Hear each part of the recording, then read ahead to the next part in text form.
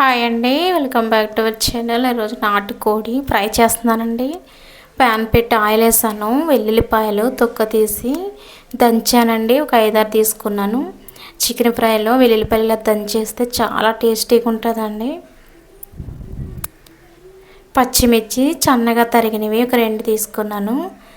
ఒక కొద్దిగా కరివేపాకు, 2 రెబ్బలు, ఒక చిన్న కప్పు ఉల్లిపాయ. ఇది చికెన్ ఫ్రై నిలవ ఉండాలనుకుంటే ఉల్లిపాయ స్కిప్ చేయండి, లేకుంటే ఉల్లిపాయ వేసుకుంటే టేస్ట్ బాగుంటుంది. ఆ రోజుకి మాత్రమే, నిలవ పెట్టుకునేది అయితే వేయకూడదు. కలుపుదామండి.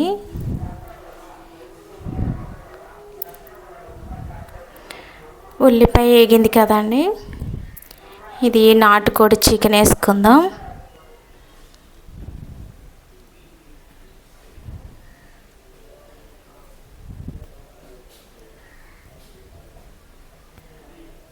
ఉల్లిపాయలు పట్టేలా కలుపుదాం ఒకసారి. ఒక స్పూన్ పసుపు,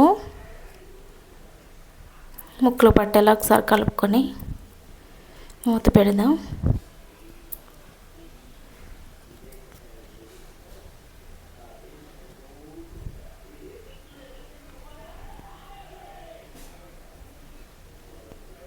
వేగింది కదండి,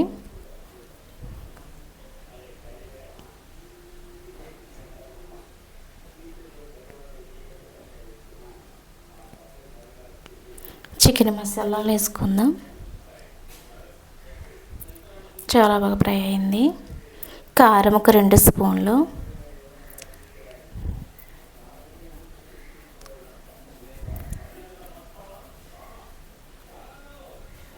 చికెన్ మసాలా అండి కొంచెం ఎక్కువ తీసుకున్నాను నేను.